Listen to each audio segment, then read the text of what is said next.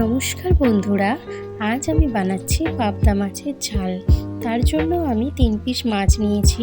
মাছগুলো ভালোভাবে ধুয়ে হলুদ আর নুন মাখিয়ে নিলাম। এবার কড়াইতে তেল গরম হয়ে গেলে মাছগুলো এক এক করে দিয়ে এপিট ওপিট দুপিটি ভালোভাবে ভেজে নেব। এবার আমি ওই তেলেই টমেটো কুচি আর পেঁয়াজ কুচিটা দিয়ে দেব।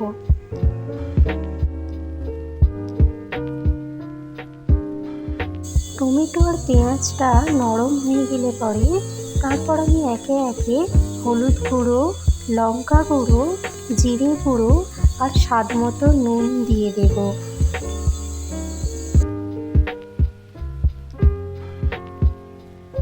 এর সাথে এবার আমি আদা রসুন বাটা আর ধনেপাতা কুচি অ্যাড করলাম।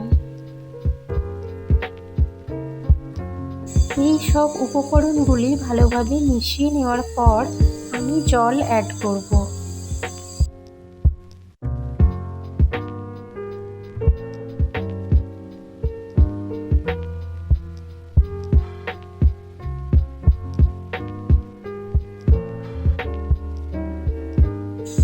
ঝোলটা ফুটতে শুরু করলে তারপর আমি এক এক করে মাছগুলো এর মধ্যে দিয়ে দেব। সবশেষে আমি গরম মশলার গুঁড়ো ছড়িয়ে মাছগুলোর সাথে ভালোভাবে মিশিয়ে নেব।